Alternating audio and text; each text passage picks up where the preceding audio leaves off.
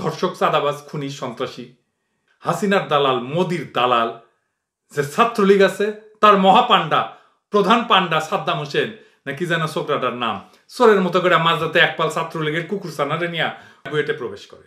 সে আদু ভাই 5 বছরের ভিতরে 7 বার নাকি ফেল মারা নেতা, সে নাকি এবার ছাত্র নেতা। তার মানে বুঝছেন তো, ছাত্রলীগের যে প্রেসিডেন্ট সে 5 বছরে 7 বার ফেল মারে। ঠিকই আছে, ওর আদর্শিক নেতা সোহরাদির বডিগার্ড এরকম আদু ভাই আসিল ফেল মারা। সোহরাদির বডিগার্ডের মাইয়াও 6 বছর লাগছে ডিগ্রি পাস দিতে, আর এই তো হবে ছাত্রলীগ করলে। এই ঘটনায় বুয়েট শিক্ষার্থীদের মাঝে প্রশ্ন তৈরি হয় যে যেখানে বুয়েটে ছাত্র রাজনীতি নিষিদ্ধ, সেখানে কি কইরা সন্ত্রাসী ছাত্রলীগের সভাপতি সাদ্দাম দলবল নিয়ে মাঝরাতে চোরের মতো চুরি কইরা বুয়েটে ঢোকে। বুয়েট শিক্ষার্থীরা এই ঘটনার শান্তিপূর্ণ প্রতিবাদ জানানো শুরু করে এবং প্রতিবাদের অংশ হিসাবে পরীক্ষা এবং ক্লাস বর্জন শুরু করে। তো বুয়েট থেকে মাঝরাতে ঘুরে আসে সাদ্দাম হোসেনেরও আবার বুয়েটে ছাত্রলীগের সন্ত্রাসী কার্যক্রম চালু করার খায়েশ জন্মায়। তাই ওই কইছে যে কোনো মূল্যে বুয়েটে নিয়মতান্ত্রিক ছাত্র রাজনীতি দেখতে চাই, এটা সেটা নিউজ। তো আসেন আমরা কিছু নিয়মতান্ত্রিক ছাত্র রাজনীতি দেখি, ছাত্রলীগ যে রাজনীতি করে আর কি, যে হেরোইন নিয়ে ধরা খায় তোর নেতা। এই দেখ তোর সোনার ছাত্রলীগের ছেলেদের মারামারির নিউজ।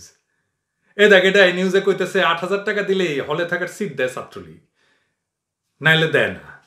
এরপর তুই দেখ, তুই যে সন্ত্রাসী সংগঠনের সভাপতি, তোর এসে সন্ত্রাসী সংগঠনের সোনার ছেলেরা ভার্সিটিতে নারীদের ধর্ষণ করে। এরপরে দেখ তোর ছাত্রলীগের চাঁদাবাজদের বিশ্ববিদ্যালয়ের চাঁদাবাজির শত শত এরকম নিউজ। তারপরে দেখেছেন তো ওই ছাত্রলীগেরই নেতা ছিল জাহাঙ্গীরনগর বিশ্ববিদ্যালয়ে, ধর্ষণ করছিল একসময় একে কইরা, সে এটার অনুষ্ঠান করছিল ব্যান্ড পার্টি বাজায়। এই ছাত্রলীগ হেন আকাম নাই, সারা জীবনে করছে। বাংলাদেশের সবচেয়ে ঘৃণিত একটা সংগঠন যদি থাকে, এটা মাফিয়া ছাত্রদের, সেটা হইতেছে ছাত্রলীগ। ছাত্র রাজনীতির নামে ছাত্রলীগের খুন খারাপির কর্মকাণ্ড বইটা বন্ধ হয়েছিল আবার ছাত্রলীগের হাতে খুন হওয়ার পর, তাই না?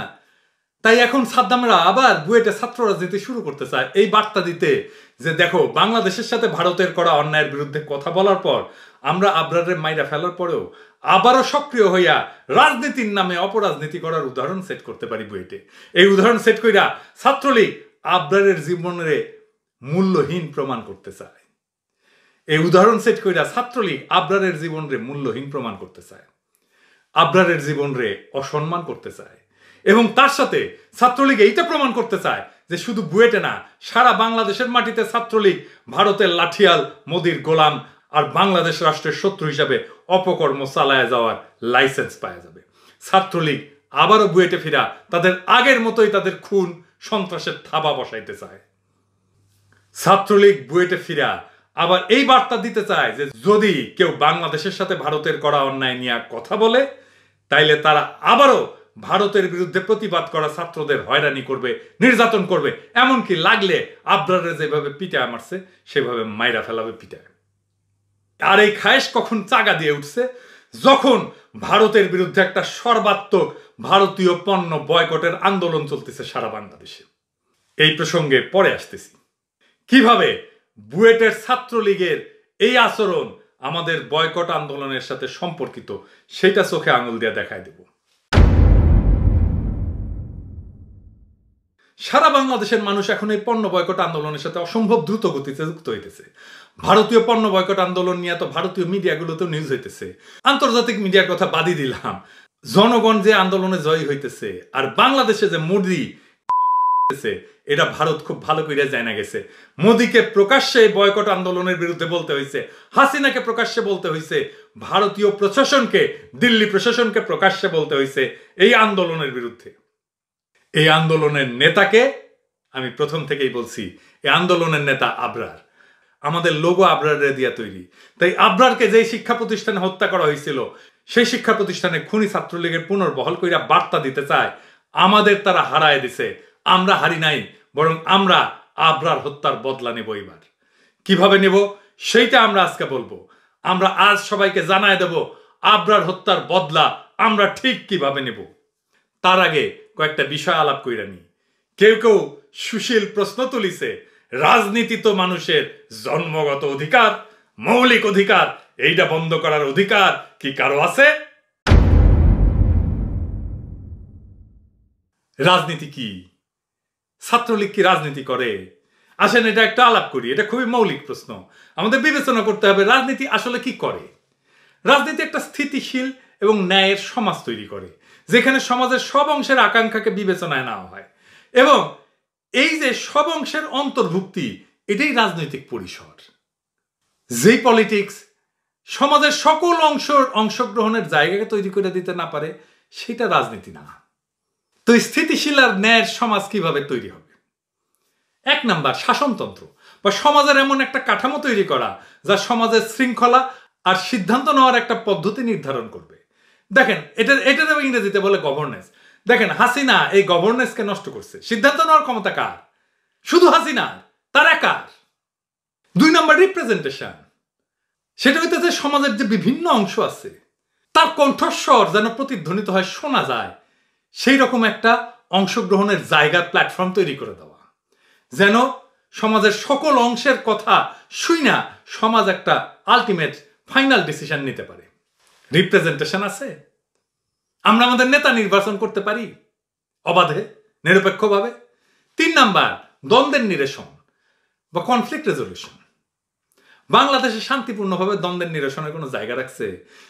সরকারের সাথে কোনো দ্বন্দ্ব, সে হয় গুম করে, খুন করে, দেশান্তরী করে, আর পিটায় মাইরা ফেলে, এটা ছাড়া তার কোনো ব্যবস্থা রাখেনি কনফ্লিক্ট বা দ্বন্দ্ব নিরসনের। অথবা মামলা হামলা দিয়ে সে বিপর্যস্ত কইরা দেয়। সমাজে কনফ্লিক্ট থাকবেই, এটি সমাজ, পৃথিবীর সব সমাজে কনফ্লিক্ট আছে। সেটা রিজলভ করা, সেটা মীমাংসা করা, সেটা ফয়সালা করার একটা রাস্তা আছে, শান্তিপূর্ণ রাস্তা। ওই রাস্তাই জানে না। এটা না থাকলে ওটা পলিটিক্স না। যে আমার কথা শুনবে না, যে আমার মতো না, তারে যদি আমার মাইরাই ফেলতে হয়, তারে যদি এলিমিনেট কইরা দিতে হয়, তাকে যদি নিশ্চিহ্ন কইরা দিতে হয়, তাহলে মাফিয়া আর সরকার এর মধ্যে তফাৎ কি? 4 নাম্বার, রিসোর্স ডিস্ট্রিবিউশন। মানে সমাজের যে সম্পদ আছে সেটা সকলের মধ্যে ন্যায়ভিত্তিক ভাবে কিভাবে বিতরণ করা হইতেছে। সারা দেশের মানুষের ত্রাহি মধুসূদন অবস্থা না? আর হাসিনার লোকেরা সিল করে, হলিডে করতে যায়, বেগম পাড়ায় তাদের টাকা। 5 নাম্বার, জনকল্যাণ। জনকল্যাণ কি হাসিনা করে? করে না তো। করলে তো ব্যাংকগুলা লুট হয়ে যাইতো না, করলে তো লক্ষ কোটি টাকা বাংলাদেশ থেকে পাচার হইয়া যাইতো না, করলে তো বাংলাদেশের মানুষের ত্রাহি মধুসূদন অবস্থা হইতো না, নুন আনতে পান্তা ফুরাইতো না। তাহলে আওয়ামী লীগ কি রাজনীতি করে? না, করে না। সে যখনই মুক্তিযুদ্ধের পক্ষে বিপক্ষে ভাগ করে, তখন সে রাজনীতির ডোমেইন থেকে বাইরে চলে যায়। মোদি যখন বলে মুসলমানদের নাগরিকত্ব কায়রা নেবে, রাম রাজত্ব কায়েম করবে, সে রাজনীতির বাইরে চলে যায়। হিটলার যখন বলছিল সে জার্মান জাতিকে বিশুদ্ধ করবে, সে রাজনীতির বাইরে চলে যায়। যখন কমিউনিস্টরা বলে রাষ্ট্র মানে শ্রেণীর রাষ্ট্র, তখন সে রাজনীতির বাইরে চলে যায়। কমিউনিস্টরা বলে রাষ্ট্রে এক শ্রেণী আর এক শ্রেণীকে দমন করবে, এটা তাদের টেক্সট বুকের কথা, তাদের তত্ত্বের কথা। এটা রাজনীতি না, কারণ সে এক্সক্লুড করে, বাইর করে দেয় তার জনগোষ্ঠীর একটা অংশকে তার পরিসর থেকে। রাজনৈতিক পরিসরে যখন ইনক্লুড করে সমস্ত জনগোষ্ঠীর সমস্ত কণ্ঠস্বরকে, সেটা রাজনীতি। আপনার তো তার মতো লিখতে পারবে না, সে নামাজ পড়ার জন্য সে শিবির, আর শিবির হলে বুয়েটে থাকতে পারবে না। এই দাবিতেই তো অরাজনৈতিক। শিবির সন্দেহে কেন? শিবির করলেও কাউরে পিটানো যায় না। এটা রাজনীতি না, এটা সংঘবদ্ধ গুন্ডামি। আর এই সংঘবদ্ধ গুন্ডামিকে রাজনীতি আখ্যা দিয়া বলা হইতেছে রাজনীতি মৌলিক অধিকার, রাজনীতি মানুষের জন্মগত অধিকার। ফাইজলামি করেন আপনারা। আবরারের মৃত্যুর পরে শিক্ষার্থীদের আন্দোলনের মুখে 2019 সালে 11 অক্টোবর বুয়েট একটা জরুরি বিজ্ঞপ্তি জারি করে। বিজ্ঞপ্তিতে বলা হয়েছে এইভাবে, সংশ্লিষ্ট সকলের অবগতির জন্য জানানো যাচ্ছে যে এই বিশ্ববিদ্যালয়ে সকল রাজনৈতিক সংগঠন এবং কার্যক্রম কর্তৃপক্ষের নির্দেশক্রমে নিষিদ্ধ করা হইল। সমস্যা এই বিবৃতির ভাষায়। কোনটা রাজনীতি, কোনটা রাজনৈতিক পরিসর গড়ে তোলার সাথে যুক্ত, আর কোনটা জাস্ট গুন্ডামি, লুটপাটের জন্য সংঘবদ্ধ গুন্ডামি, সহিংসতা, মাফিয়াগিরি, প্রতিপক্ষকে নির্মূল করা, এইটা যদি বুঝতে না পারে বুয়েটের কর্তৃপক্ষ, তাহলে তো এই সমস্যা হবেই। এই ফুটে দিয়ে ঢুকবে সুশীলেরা, বলবে রাজনীতি কেন বন্ধ করা হবে? ছাত্রলীগ কি রাজনীতি করছে? আবরারকে পিটায় মারাটা কি রাজনীতি? ওই ফুটে দিয়া সুশীলদের আনাগোনা বাড়ছে, আর কইয়া উঠতেছে রাজনীতি করা আমার অধিকার, তোর অধিকার তোর আন্দা দিব মা। এই বিবৃতি তাইলে কেমন হইলে ঠিক হইতো? বুয়েটে একটা অর্ডিন্যান্স আছে 1961 সালের। এইখানে যেটা বলা হয়েছে তা বাংলা করলে এরকম দাঁড়ায়, বিশ্ববিদ্যালয়ের শিক্ষার্থীদের বাসস্থান এবং শৃঙ্খলা তত্ত্বাবধান এবং নিয়ন্ত্রণ করা, এটা বুয়েটের একটা কর্তব্য। তাদের পাঠ্যক্রম বহির্ভূত কার্যক্রম নিয়ন্ত্রণ করা, এটাও বুয়েটের একটা কর্তব্য। আর তাদের স্বাস্থ্যের উন্নতির ব্যবস্থা করা, তারা যেন কোনোভাবেই অবাঞ্ছিত ব্যক্তিদের সাথে মেলামেশা না করে তা নিশ্চিত করা। বিশ্ববিদ্যালয়ের মতামত ছাত্রদের কোনো সমিতিকে শোষণ বা শোষণ করার সম্ভাবনা রয়েছে তা পাঠ্যক্রম বহির্ভূত বা পাঠ্যক্রমিক কার্যকলাপের ক্ষেত্রেই হোক না কেন সেইটারে বাধা দেওয়া। তাহলে বুয়েট ছাত্রলীগকে নিষিদ্ধ তো করতেই পারতো এই অর্ডিন্যান্সের এই ধারা দিয়া। এই আইন বলে কারণ তোর অবাঞ্ছিত ব্যক্তিদের সাথে মিশা ছাত্রদের জীবন বা প্রাণ হরণ করছে। এই সাদ্দাম অবাঞ্ছিত ব্যক্তি, কারণ সাদ্দাম সেই সংগঠনের নেতা যে সংগঠন একটি সন্ত্রাসী, এটি ধর্ষক, এটি গুন্ডা, এটা মাফিয়া সংগঠন। বুয়েটের এটা সার্বভৌম অধিকার। এই অধিকার আদালতের আদেশ দিয়ে রদ করা যায় না। আদালতের এখতিয়ারই নাই, অথচ আদালত রায় দিল বিষয় বুয়েটের রাজনীতি আবার চলবে। আর আইনজীবী কইতেছে ছাত্রলীগের পক্ষে যে রাজনৈতিক সংগঠনকে নিষিদ্ধ করার ক্ষমতা আইনগতভাবে বুয়েটের নাই। তাইলে পিটায় বুয়েটের ছাত্র যারা হত্যা করে তারা কি আদৌ রাজনৈতিক সংগঠন? এই বুয়েটের অধ্যাদেশকে একমাত্র সংসদ বাতিল করতে পারে। আদালতের এই রায় অবৈধ। যারা এই রায় দিছে তারা জাউরার জাউরা। ছাত্রলীগের এই অধ্যত্ত আর আদালতের এই ফাইজলামি থামায় দেওয়ার জন্য আবরারের হত্যার বদলা নেওয়াটা জরুরি। এই বদলা কিভাবে নেওয়া যাবে? আবরার শব্দের মানে জানেন? আবরার শব্দটা পবিত্র কোরআন শরীফের সূরায় আছে, অনেকগুলো সূরায়, অনেক জায়গায়। কোরআনের একটা শব্দ এই আবরার, যার অর্থ হচ্ছে যে সত্য বা ন্যায়ের পথে আছে। আবরারকে আমাদের বয়কট আন্দোলনের নেতা এবং প্রতীক বানানো হয়েছে সেই জন্যই। একজন ন্যায়বান এবং সত্যের পথের পথিক হয়তো আমাদের সবার জীবনের সাধনা।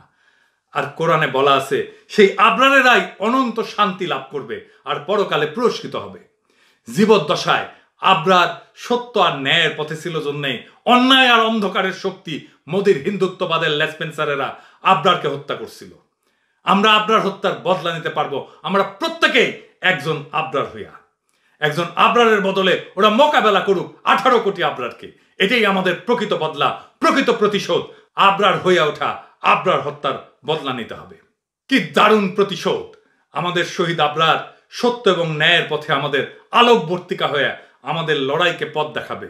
ভারতের আগ্রাসনকে মোকাবেলার প্রথম পদক্ষেপ হিসাবে ভারতীয় পণ্য বয়কটের লড়াইকে আরো বেগবান কইরা আমরা আসেন এক একজন আবরার হয়ে উঠি, আবরার হত্যার বদলা নেই।